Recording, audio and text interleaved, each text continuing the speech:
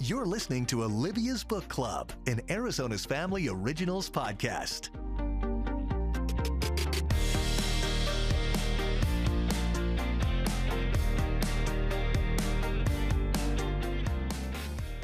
Hey, everybody, and welcome to Olivia's Book Club, and I'm still your host, Olivia Fierro. A lot to talk about today. We're in the peak of summer, and this week, so many of our favorite authors have new releases. It's really reader heaven or pressure. You know, that nightstand book stack is getting tall.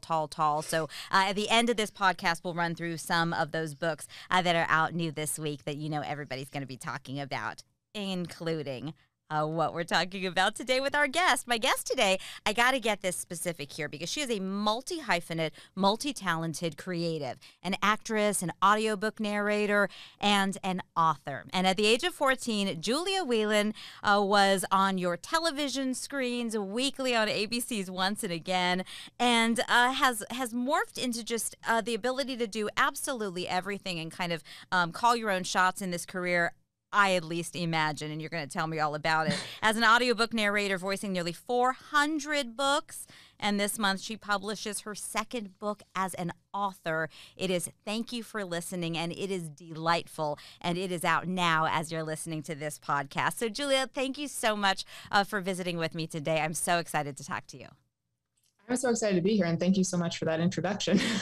It is wild because first, I didn't even know where to begin as I was kind of mapping out our conversation. So let's begin with the vocal stuff, because I have found that when I'm on making a decision about, I'm always reading one book physical and listening to one book audio. And so when I'm making a decision of which is which and what is what, your name is a huge factor. If I see your name on any book, I want to listen to it because you elevate the storytelling in such a beautiful way. Your performances are so great. So, I mean, the authors who are hiring you, of course, it's like, Gillian, Flynn, Taylor Jenkins, Reid, Kristin Hannah, Kristin Harmel, Emily Henry, on and on and on.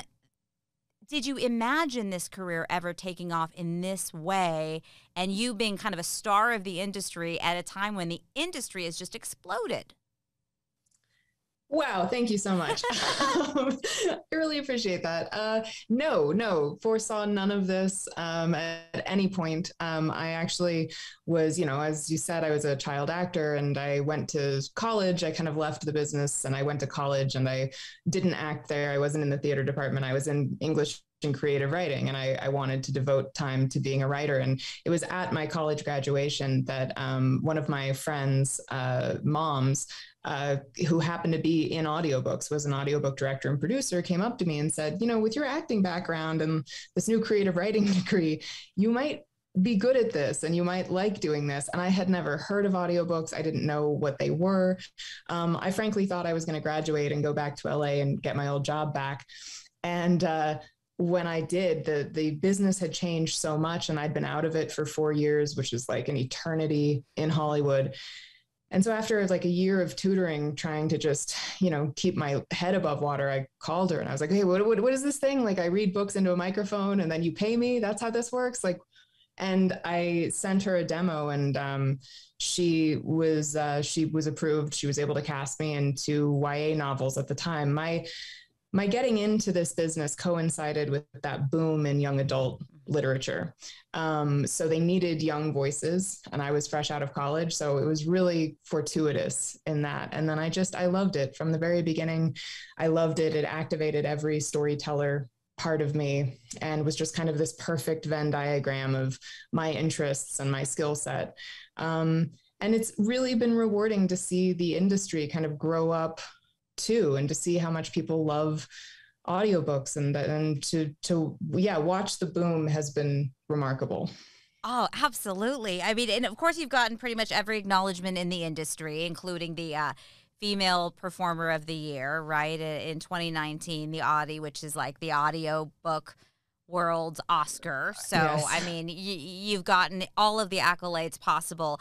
I want to know, how do you, when you're prepping to read somebody's work in this capacity, how does it compare to, say, if you're prepping to perform on a television show or, another format of acting? Great question. I think, my acting impulse always informs the way I read something. I'm asking the same questions. I'm asking, what does this character want? What is their obstacle? But I am in charge, unlike when you're doing something on camera and you come in for your role and you leave. I'm in charge of everything. It's really more of a directorial sort of overview than being an actor in a project. So my prep read is always looking at the cast of characters that I've got in front of me, any vocal traits that the author has given them, any biographical details that I need to know. And I start building the cast from there, not to mention the word lists and the research involved in, making sure that I am as correct as I can possibly be and talking to the author when that's required. And so yeah, it's different from just being responsible for your own performance in whatever it is you're doing. Also, there's no way I could memorize what I'm doing. So that's a difference too. Like for me to feel fully prepared on set is when I've memorized my lines. I know what I'm doing when I go on set. And for this, that's not a possibility, but the prep work is the rehearsal process. And most of the time when you're doing these productions, are you recording in your home studio or are you going to a studio? Okay. Yeah. 99% of what I do is in my home studio, self-engineering and self-directing. And so that is something that is either really great for somebody who loves to work independently and is a self-motivator and an organized person in terms of time management too, because you don't have anybody saying, okay, we got to go do this right now. Or it could be catastrophic for somebody who it doesn't work in that way, right? Sure. I mean, there's the admin of just being an independent contractor, which is its own special, small business owner. Yeah. That's a thing. But I think also it's a different type of skill set for actors. Most actors really want that feedback from, and not even just an audience, but even another actor, to feel that you're working off of something. So it can be very isolating for that type of personality. I just happen to be one of those actors that's always like, don't look at me. Like, I'm just going to be over here doing my thing. And I became an English major so I could read all day. So like, again, just nothing has ever been like, this was custom built, designed in the lab for me. Yeah. Completely. Like this is a science experiment that worked out just perfectly. So the next book is sci-fi. Who has like serious child actor baggage, put her in a booth where she doesn't have to see anyone else and she gets to read books all day. Completely. It's a dream. It's a dream come true.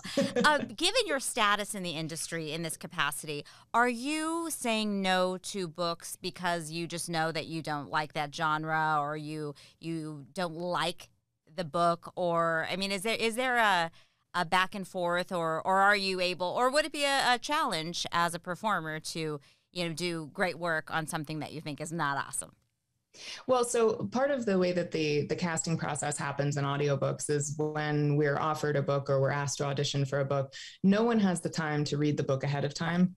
I mean, I'm not going to say no one, maybe some people do, but usually I certainly wouldn't have the time to read a book before I decide whether I can do it. And the producer or publisher wouldn't have the time to wait for me to read the book. So I have to go on the synopsis, the author, and the relationship that I have with the producers who, at this point, I've been doing this 12, 13 years. Like I have good relationships with producers who know what I'm going to like. And they've like never steer me wrong, but really more than anything, what it comes down to is scheduling. Like there's a limit to the number of hours I can spend in the booth and also the hours spent prepping it. So for me, the decision on whether to take something or not, most of the time comes down to schedule. I'm just really fortunate that the things I'm offered are things I would want to do. If time were no object, I would want to be doing them. Yeah. And as a reader, loving these books and getting to dive into them. And I mean, of course, who doesn't want to read when Taylor Jenkins Reid or Kristin Hannah has something new coming out and you get to read it beforehand? I mean, and literally at this read point, it I'm to just us. kind of curating what I want to read. Totally. Like if I leave room for the authors that I know and love, and I'm probably more aware of their publication dates than they are. Like I've got that on my radar so that I save room. But at this point, yeah, I'm just like, oh, that's interesting. I would like to do that, please. And, you know, it's always really gratifying to me that people who find books through my audio like the books, because I'm like, good, I did too. Like, yes. I genuinely did. I'm glad you did. Well, yes, and I had Nina LaCour on not long ago because I had seen your name with Yerba Buena's audio, and I'm like, I need to listen to this, and I'm like, oh, I like this. Oh, let me ask so her to talk about this book. I mean, it was just all so good. So you're also helping people like me and other readers discover maybe authors that they didn't know before that weren't household names. So that's very cool too. The way that you're able to amplify the talents of others in this way. So let's talk about your writing talent. I will full disclosure say that I'm a groupie of your audio, so I just wanted to be able to talk to you. So I said, oh, she's got a book coming out. Great. I will ask for an interview and I'll get this down on Neck Alley. And I just got my copy here. And of course, I wanted to listen to you read your own book.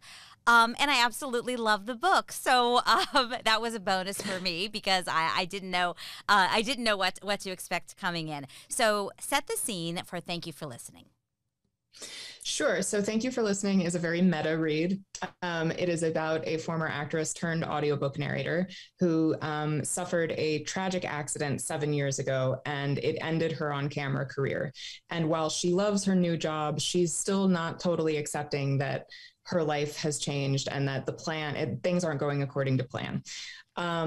She also records everything except romance because she started her career that way and then she walked away from it because she just couldn't buy what romance was selling. But she gets an offer to do the last novel of a legendary, famous romance novelist who actually gave her her start in the industry. And the money is just too good to turn down because she's trying to take care of her elderly, deteriorating grandmother. So she says, fine, I'm going to do this. And she gets to know through this process anonymously her co-narrator, who's the hottest, like most enigmatic male narrator in romance audio. And through the relationship that they build, she discovers not only love, but also self-love and self-acceptance and what it means to take risks. Very, very well done. And yes, it is kind of funny because of the themes of all of the life experience that you're able to take into this and take us into this industry that people are very intrigued by right now, which is really fun. So Sewanee and Nick go by Sarah Westholm and Brock McKnight. And when you're doing Brock's voice, I mean, it is to die for. It is so funny. And there's moments in the book where your character is out in Las Vegas and she's talking to somebody about a book that they're saying, well, what have you read that I would know? And she's kind of getting into a little back and forth with somebody who says, no, well, who was the guy in a particular book that she had read? She's like, oh, no, that was me. So do you get, is it a little extra pressure when you're taking on the male voices as well? Or is it just fun for you? And is it more exhausting when you're really like doing that kind of vocal range? Because you've got to think about like resting all of this good stuff as well. The instrument. Yeah. I definitely, I mean, that's the thing that, again, just over the years, when you learn what you're doing, back at the beginning of my career, when I was doing a lot of romance, I would really reach very low for those low tones. And then I would listen back and be like, I hear no difference. Like I killed myself for that. And I'm not hearing it. It's not paying off. And so I learned pretty quickly that it's not really about register. It's about attitude. Like treat the guy like an actual character, build a character. And since then I've developed more facility with that. But it's just this odd convention of this job. Like, and I know it's polarizing. Like some people love it in their audiobooks and some people hate it. And, you can't please everyone. And we just have to, this is the way we do the job. Sorry, but this is how it is. And I happen to enjoy it because I think, again, coming from like that directorial point of view, I want to see two people in conversation. I want to see them play off of each other. And especially in the rom-com world, it's all about the banter. It's all about that energy. And so I like to create fully formed male characters. Yeah, and you did such a good job here. And he's He's such an interesting guy, and they have so much in common. The themes are there's depth to the themes because they've both sort of having to reconfigure their dreams and sort of refigure out who they are and what their identities are and, what they're wanting to hold on to and how they're going to move forward in a way that is fruitful for them both to feel happy and succeed and connect. And there's a lot of conversation through this, which is stuff that I've gone through in my own head about romance, because I always considered myself to be not a romance reader. I like complicated, dark stories where probably somebody is going to kill somebody or, go off to a mental institution and that's that, And so the happy ending and all of this, I now, of course, have come to learn it lends itself to fantastic character development and a lot more that has to be in a good story. So what did you find satisfying about being able to dig into to the romance concept as well? Yeah, so for me, I've always read romance. I've always loved it. I've narrated it throughout my whole life, but I also came up through literary fiction, creative writing program, and I'm a sucker for, well-written, those books that are only written for like 10 other people. I'm one of those people. Like, I love those books. So for me, I never thought that the shame and the judgment around romance was fair. It just felt very misogynistic to me. And it felt, it was always the critique was coming from outside the community, like people who'd never read romance before and just dismissed it as, well, this is trash. And I wanted to write something that was a love letter to the genre, to the category, but that wasn't 100% a romance novel. Like, I wanted to write from the perspective of what would happen if you found yourself in a romance novel. As the character says, it feels like we fell out of the romance tree and hit every trope on the way down. Like, what if that were actually happening to you? Would you even believe it? Like, life continues on. A life is full. It has sadness and happiness and tragedy and joy. And if that's your real life and then you find this happening to you, would you trust it? Right. And that was sort of the basis from which I was coming at the story. And that's what I was having fun with. Oh, yeah, completely. And I mean, the cynicism that's what makes her so relatable, because it just is, it can't be, right? Right. And even diehard romance readers like feel that way in real life. Sure. They're like, that's what the books are for. The books are for the escape. Like, I know that's not real life. Right. And so kind of a tip of the hat to that and to the romance community that I love so much. And it is, as you said, these books are the perfect vehicle to be able to talk about deeper issues. And that's why romance is so successful. There's no denying that is a huge part of publishing, possibly the biggest. And there's a market for that. And it's not just because of the kissing. It's because you discuss real issues and because it's about growth and it's about relationships and understanding other people. And that's what I love about it. And I think the reality is, if a story is believable and has depth like what you created, you can't really fall into a relationship that has a hopeful ending or a future, I should say, unless you're in a space where you're comfortable enough with yourself. And so it's that journey to get to where you can be okay with you and then you can be okay with them is part of what I think people really enjoy. Yes, and that is what so much of romance is about. I mean, there's this misunderstanding that it's just about women wanting to be fixed by men, and your knight in shining armor comes along. And I can't tell you the last romance novel I read that was like that. It's all about owning your own stuff, coming to terms with who you are, getting over your past, moving forward so that you can allow someone else into your life. And again, it's just the critique is coming from outside the house. Yeah. Uh-huh. It's people who don't know what they're talking about. So I'm very happy to contribute to that very wide array of really uplifting romantic literature and trying to have fun along the way. You mentioned in the book, or she talks about having, of course, the pen name or the alias for the earlier performances and then switching to her own name. So is that really is a thing in the industry? Is that only for like the lots of sex kind of books or?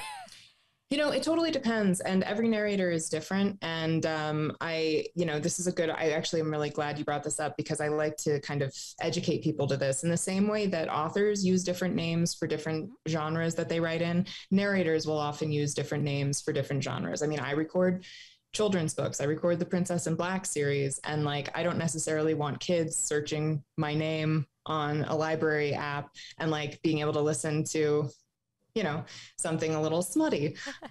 So that's part of the reason. And then some people have their own personal reasons that are privacy related.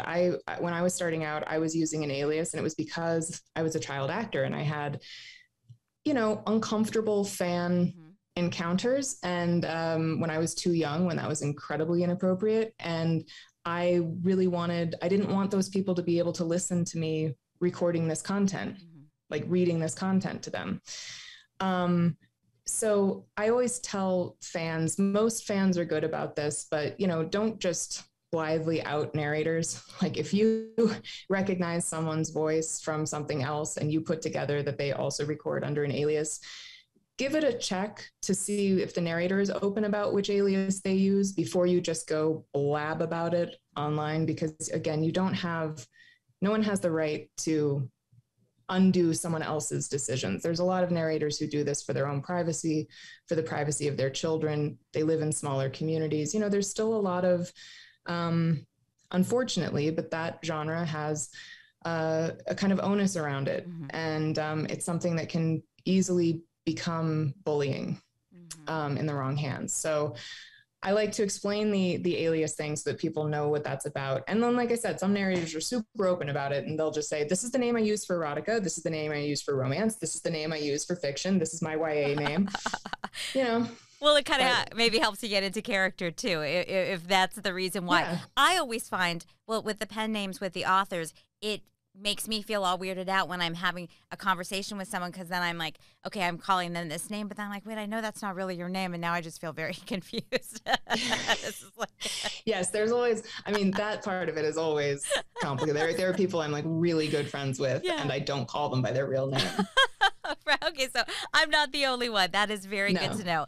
Will you please tell me a little bit about how prepping to sit down to write your book on it, and I'm talking about the time you're spending at the computer or on a notebook or whatever, what that looks like compared to when you're recording? Yeah, good question. So when I was writing my first book, that was done under circumstances where I had to get it done very quickly. And I just kind of fell into it, and I was writing. And I recorded 70 audiobooks that year. Wow. In the year that I wrote the first book. And that took a toll that I promised myself I wouldn't do again. So I said I wouldn't commit to writing another book until I could structure my day job in a way that wouldn't actively harm me. So, that's why it's been 4 years between books. I built my career, my reputation in audio so that I could do fewer books, and spend my mornings writing. So for me, that's kind of the trick, is I just have to get up and go right to the computer before the emails start coming in and other people's stories get in my head. And then in the afternoon, I go in the booth and I record. So yeah. And with this story specifically, I didn't know that this was going to be my second book. I was thinking about how to do a rom-com in the romance audiobook world. I've been playing around with this idea for about 10 years. I just didn't think there was an audience for it, because who knew anything about audiobooks? And then in the last few years, I thought, okay, well, I think at least people have heard of them. I think I can safely write this now. So once I made the decision that this was what I was going to do, I just, I carved out the time. I love that. I just love the ability in your life to be all up in books in all of these different ways. It's really, you're living a lot of people's dreams. That's for sure. Well, I am, to the extent that I love, trust me, I love my career. One of my biggest decisions when I was figuring out who my main character was for Thank You for Listening was I was like, it can't be me, because I like my life. And if I like my life, there's no conflict. And there's no book. So, but I realized though very recently that I just don't have hobbies. Because I'm reading books and writing books and recording books, and I live so much in that world. And the one hobby that I had was travel. And over the last couple years, that's been, that went away. So like now I'm starting to kind of get that back. But it became very clear very recently that I don't have anything I do that isn't book related. Maybe too many books. Too much book stuff. Yeah. I need to stop writing books. I like to balance it out with very trashy television. So it keeps me kind of in it. Oh, that's true. I do. Yeah. That's true. I've got Below Deck. That's true. My hobby is Below Deck. Well, mine are all the housewives. So, it's just so it just keeps me in kind of a good equilibrium. Yeah. It's a safe space for me. I want to compliment you on some of the supporting characters in this book as well. I mean, specifically like the relationship with blah, blah. And when I first heard that, I'm like, wait, what did I miss? And it was the cutest explanation. So if you wouldn't mind, maybe if it's okay to share that part. And then the best friend and that focus on the friendship and that really solid, important, kind of valuable and authentic friendship that she has. So there was a lot of really good stuff going on in here. Thank you. Yeah. I think as the actor in me always wants the supporting characters to like have enough meat on the bone. That's just the way I will always look at things. So Blah Blah is her grandmother, Barbara. But when she was a child, her grandmother didn't want to be called Nana or Grandma or anything. So she wanted to be called by her first name, but Sewanee couldn't say Barbara. And so it came out as Blah Blah. And it just so happens that her grandmother also happens to be very loquacious and quite the talker. And so the name stuck and everyone calls her Blah Blah now. And she's a former actress and, kind of came up through the studio system and like 50s and 60s and has great old Hollywood stories. And that's part of where Sewanee gets her drive to become an actress. And her best friend is also an actress who she met at Juilliard, Nigerian American woman who is like brilliant and already been nominated for all the big awards. And Sewanee has watched her career really take off, but kind of at the expense of herself, as this business tends to do. And so this book kind of like unintentionally, as much as I didn't want to write a book about Hollywood, is kind of about Hollywood. And you definitely get the different points of view of being an actress from those three women. And that was really important to me also to show in their friendship that I didn't want anything, there's nothing competitive. Like they never were competing with each other. And part of it is because they were, not really going out for the same roles, but they were also just so supportive of each other from the beginning and always have been. And so while Sewanee doesn't begrudge Adiku her success at all, there's still that part of her that's like, but this could have been me too. I could have had this too. And so I wanted to play with that. As much as we love seeing our friends' success, there can still always be that little flavor of jealousy. Well, sure, yeah. Just the knowledge that you're on a quest. You're back there, remembering that you're dreaming together about achieving certain things together, and life just doesn't work out that way. No. And so, again, that's kind of the substance of the story.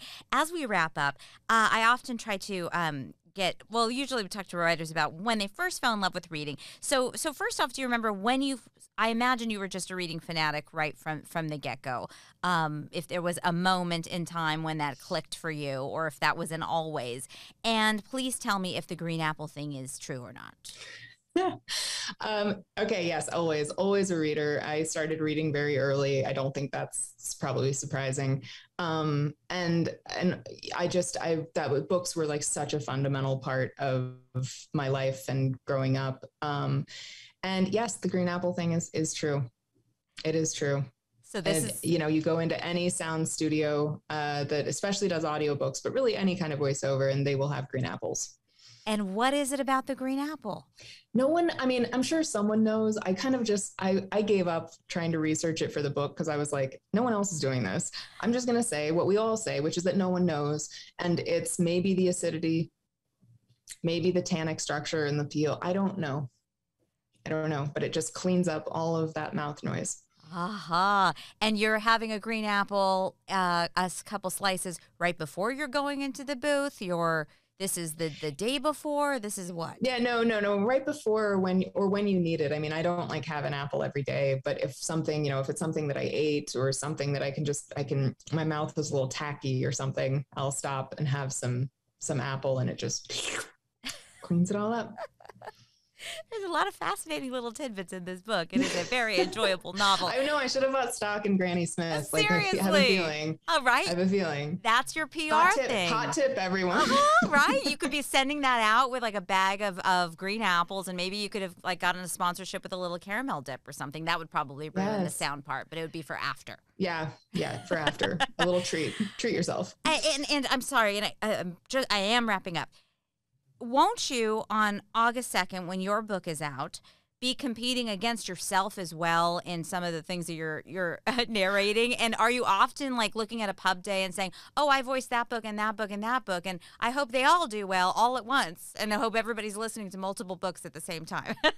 This is just, I think I've been in this business too long that I'm of the opinion that all ships rise. Like I have too many friends that are authors, and, pub dates there's a lot of emphasis on it the same way there's emphasis on opening weekend for box office. That's when you have the best opportunity for the book to really, but the thing that's so cool about books is they just continue to live and people continue to find them. And so, my expectations are very, very moderate. And so therefore, like I might be, I don't know. I haven't even looked at the pub date of what else comes out August 2nd. But I very well could have narrated some of those books, and that's fine. At least one of them, Carrie Soto, was back, or Carrie Soto returned. I don't think that comes out until August 30th. Oh God. If Taylor had a book coming out August 2nd, I would just go hide. Like there's no way. Why am I even talking to you at that point? Like there's no way. Everyone just get out of the way. Well, you're both great. And they're both enjoyable books. Well, Julia Whelan, thank you so much. The book is Thank You for Listening. And I am always grateful to listen to you and that smooth honey voice that goes in our ears when we're enjoying our audiobooks read by you as well. So thank you. Thank you. Thank you for having me.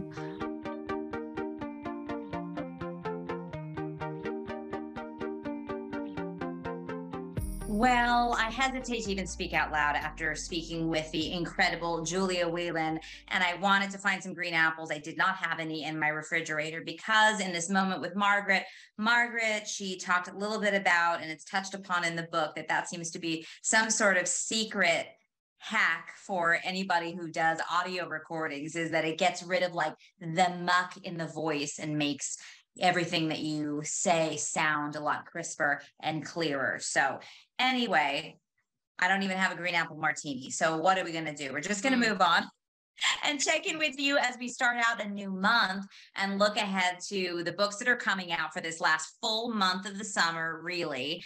And I have been looking at a list, and you know how these dates move all over the place. So I was looking at a list that I thought I misunderstood it to make it seem like Taylor Jenkins Reid and Lisa Jewell and everybody else was all coming out the very same day as Thank You for Listening, but they're coming out throughout the course of August. So we can spread this out a little bit. Yeah. There are a lot of our favorite authors coming out with other books this month. And by this month, I mean August, because we're so close. July just went by like that. July 4th, I don't know. Like a week ago, but somehow she's so in your past. It's like we talk about it's the last month of summer. It's like in a blink of an eye, we're going to be in the holidays, and then we'll be talking about holiday books, and here we are. Anyway, I digress. I've never heard of the green apple trick. Why green? I have no idea. It's a whole thing, and I was very intrigued by it, but apparently like nobody can really, like a green apple. So apparently nobody can explain it, but it is something that if you go into professional audio services, places where people are recording their books at that level, you'll definitely find them in the lobby, kitchen, or wherever. Yeah, but if they're not in the refrigerator, I want no part in that. I agree. That needs to be cold. Yeah. Yeah. Because then otherwise, I don't like to risk the idea that it's going to be mealy. Mealy Or apple even worse, made of wax and just decorative. Oh, that's fair. Yeah. Because that definitely doesn't help anything. A little extra shine on it. You're like, this it's a little less tart than I expected, but It looks better than it tastes, Yeah. but what do I know? So what are you looking forward to reading this summer, or have you snuck in any on NetGalley that you'd recommend already for an August release? I have not finished any of my August books yet for this topic, but we'll talk about some others in a future episode here. But some of, Taylor Jenkins Reid, she's got her Carrie Soto is back. That's coming out in August. You mentioned this. For those who are not familiar with the plot, this is a retired tennis star who's trying to make a comeback. We'll see how it goes. Did you read it? I haven't read it yet. Okay, you didn't read it. I did read this already. I've not read any of these. These are the ones Okay. I'm most excited for. So I don't want to hear. I won't say a thing. I won't say a thing. It's very short. At least it felt very short to me. It went by very quick for me. Great. That is what I need, because I, again, have like 200 books that I'm trying to get through. And that makes things a little difficult when I cannot stop myself from trying to get the next book. Yes, I understand. It's like a closet full of clothes with nothing to wear. Exactly. And then you keep buying clothes and you're like, I have all these clothes. Why can I not? Anyway, I digress once again. Mm-hmm. So also Lisa Jewell has her sequel, The Family Remains. This was the sequel to The Family Upstairs, which was my first Lisa Jewell book that I read in, I might have read it in quarantine. And by quarantine, I mean just all of the COVID 2020 happiness of me sitting by a pool by myself for months on end. And that's when I was really introduced to Lisa Jewell and went, wow, she's creepy and I love her for it. Exactly. And same for me was my friend Natalie, who is one of my college shorty sisters, and she gave me that book. Mm-hmm. Or was it Then She Was Gone? No, I think it was The Family Upstairs. She gave me either The Family Upstairs or Then She Was Gone. And I read it in about a day and a half as we were leaving our Labor Day weekend get together. And so, from the plane and everything, I was like, oh my gosh, this is great. But I do feel like I'll have to, and I don't know how she's going to set up the story. It's going to feel like I need to revisit those characters a little bit. Because honestly, you read so many thrillers. I know that I loved that book and it was a hands down page turner, and it made me a huge Lisa Jewell fan. However, I couldn't exactly tell you what it was about anymore. I can. It was like the cult kind of thing. Remember, it was like the mom living with the guy who was sort of a cult leader vibe, and then the kids were trying to escape, right? Sort of. Yes. And they did to some degree, but didn't also. So Mm-hmm, no spoilers, but I have the regular copy and the audiobook copy. I will be interested to see how she'll probably do a prologue just to kind of reintroduce, like, here's where we left off with this craziness and let's get right back into some more craziness. Yeah. And she loves a weird house or she loves a spooky scenario, a scenic area. So I can't wait to see what that's about. She sets a mood, no doubt about it. And I'll read anything she writes. To be fair, as the Brits say, and so do I, a lot of the British authors do this very well. The creepy. Mm-hmm. Speaking of deeply suspenseful, one of my favorite authors, Karen Slaughter, has her next book coming out, Girl Forgotten. And this is a cold case investigation of, I believe it's an FBI investigator. This is not a Will Trent book. I'm so sorry to tell my friends who are big Will Trent, like, obsessies. Not happening yet. Maybe next year. Mm-hmm. We'll get a revisit from Will Trent, if you're familiar with Karen Slaughter's Will Trent series. But this one sounds really exciting. So, and as far as I could tell, is this a standalone book? This is, right? I believe it's a standalone. I don't recall the main character. Her name's Andrea. Okay. Andrea, depending on how you pronounce it. Mm-hmm. So I believe this is a standalone. Mm-hmm. But I don't recall. So please don't quote me on that, because I could be wrong. And it could very well be the beginning of a series. That's what always ends up like that. And then this one is not an author I've read before. The Many Daughters of AVON by Jamie Ford. This really sounds like a cross between Joy Luck Club and the Blake Crouch book I read, Dark Matter, where it's kind of like visiting different realms of your own life. But this instead is like revisiting ancestors. Mm-hmm. Very intrigued. I got it on audio. I'm very excited. I also love books that are richly dedicated to Asian culture. Yeah. Because I feel like it's such an underrepresented category.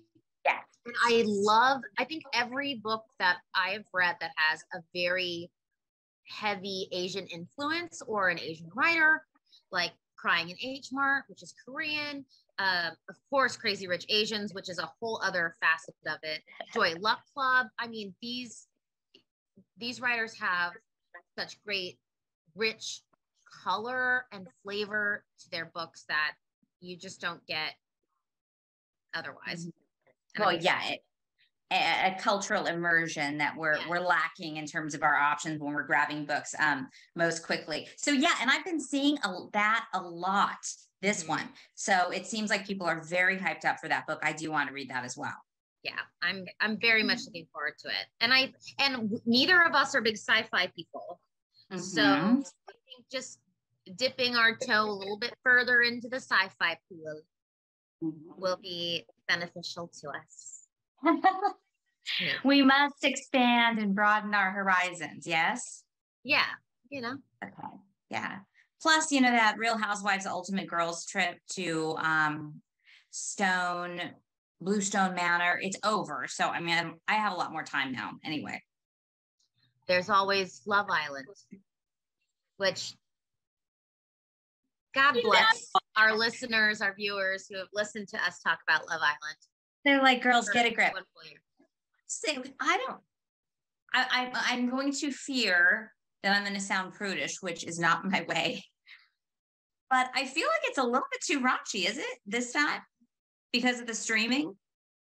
Yes, because so it actually bothers me a little bit more because typically with editing, they don't even put in swear words, or even unless the sentence specifically is necessary to what they're trying to portray in editing, that line wouldn't even get entered. Cut it out. And now they're leaving it and the swearing is happening. But I also find a lot of these USA contestants very, very immature, where don't find that to be the case with Love Island UK. I believe that might be a cultural thing because of when they choose to continue education and when they don't, when they choose to go into trades. You go into trades much earlier than, you go to college here and then you get out at 22 and you're still, deciding what you want to do with your life. So that's my working theory. But I also don't know how I feel about Sarah Hyland as a host. Yeah, I don't either. And I like her. Me too. I just, it's the other one was a unicorn. I mean, What? Yeah. Ariel. Ariel. Yeah. Ariel. Yes. I mean, Ariel. from the name to her ridiculous gorgeousness to her humor and her camp. She was hilarious. I mean, she and her husband are like, she's a true comic trapped in a supermodel body. Yeah. And so the way she was able to sort of float in, like kind of so above everything, and the entrances, and it was hysterical. And I think it kind of brought like I don't know, like it quiets the crowd down. Yeah. And I don't know. And then also, and I think maybe it's just the streaming thing. And I know that swimsuit bottoms have gotten very small. And, you know, circa when I would say 20 and 21, I also would go work with a very small bottom. But I feel like these swimsuits you're showing your entire butt. And I don't know that I need to see that all day as everybody's meeting each other for the entire program. Yeah, I agree. And I don't know, maybe it's just I don't think it's the streaming with that. I think it's just that the fashion is different. Yeah. And I kind of conned myself into believing that all of the people, like the last time that I was so invested in, were really they were super hot, but they were just kind of sweet in their hearts. And it was like something that just felt like a little more innocent about it. And maybe it's just since none of the couples stayed together, I'm like more jaded. And so now I'm just like looking, this is going to be like my Bachelor, where then I just decide, well, if nobody ever stays together anymore, I'm not going to watch. What's the point? You're wasting hours and hours of your life. Whereas it's funny because the UK has a lot of very successful relationships. Australia has had a couple as well. And this will be my last point. You put the fear of God in me when you said, oh no, I don't. This is a new voiceover artist for the USA. Yes. And I went, oh no. So it's like new to me. Well, that's because you don't watch UK. Right. You're missing out. I'm telling you right now. You got to start. It's happening live right now. It's on Hulu. Okay. Anyway, so Ian is the new voiceover artist for USA, but he is the original and continuous voiceover for the UK, which is now in its 7th or 8th season. So he knows what he's doing. So he is an OG, just the OG over there. He is the guy. The OG. And his wife is the UK host. Laura Whit. Yeah. Like he knows it all. And I'm also very surprised that the villa is in Santa Barbara. Yeah. Probably because Hawaii gets rained out so much, they were miserable. Oh, yeah. They should have gone to Mexico, which is, I thought they were in Mexico based on the conversation that Sarah Hyland has at the very beginning, where she says, hey, babe, I'm just down the beach. Oh, yeah. Mm-hmm. Because her husband or fiance, Wells, is at Bachelor in Paradise, which is filmed in Mexico. Maybe she meant, that's what it's supposed to be, but it was like Santa Barbara's, it's much further up the coast than Mexico. I'm just putting this together now. We put a lot of thought into it. Let me just say, because this was driving me crazy. Girl Forgotten, the new Karen Slaughter, which comes out at the end of August. I'm going to tell you this right now. It comes out August 23rd. Mm-hmm. It is a continuation of, and I don't know whether it's before or after, but it is the Andrea Oliver, which is Pieces of Her.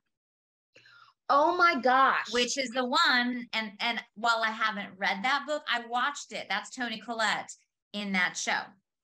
You haven't read that book? It will ruin you. It will ruin you. Well, now I'm ruined. Horrific. So that's the show that I just watched. That was a series on HBO, and it was fantastic. Pieces of Her. Wow, I forgot about that. Yeah, so Small Town Hides a Big Secret. Who Killed Emily Vaughn? Blah, blah, blah, blah, blah. Nearly 40 years later, Andrea Oliver, newly qualified as U.S. Marshal, receives her first assignment. I'm an idiot. I can't believe I blocked that out.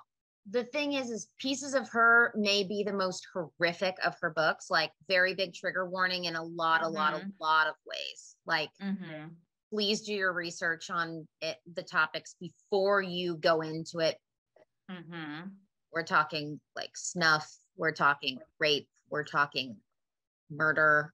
Obviously, snuff is murder, but it was an incredible book. And so the fact that I just completely went, well, I know time passes by. So you should watch the show, and I'm curious what you think of it. I mean, obviously the shows never hold up quite to the book, well, but I thought it was, Toni Collette is so good, and it is on Netflix, and it was this year. And I think coming into it, because I didn't know the story too, I was like, what in the what? And it was good. Toni and I were both absolutely hooked. I listened to it on audiobook, which is very difficult for a lot of people. Yeah. And I was like walking the neighborhood and going, and then you're like, and my neighbors are waving at me. Hi. They're like, excuse me, Margaret, are you okay? Yeah, I'm fine. I'm just like, I'm fine. sobbing. I'm okay. Yes. Okay. So on that note, we both have assignments. We both have reading material and also television to watch. Yes. So thank you, Margaret, for this moment with Margaret. And we'll say thank you for listening, since that's the name of the book that we were talking about earlier with Julia Whelan. See you next time. Thanks for listening to Olivia's Book Club, the podcast. I'm your host, Olivia Fierro. Our producer is Margaret Stewart. Our editor is Nick Sanchez. You can send us an email with your thoughts or your book recommendations. Olivia's Book Club at azfamily.com is the address. And you can check out Olivia's Book Club on Facebook or find us on Instagram. Hello, Bookstagrammers, at olivias.bookclub. And Margaret is at Overbooked and Overdue. Make sure to rate and subscribe to this podcast and tell your friends. You can find us on Apple and Google Podcasts, Spotify, Stitcher, and Amazon Music. This is Olivia's Book Club, an Arizona's Family Originals podcast.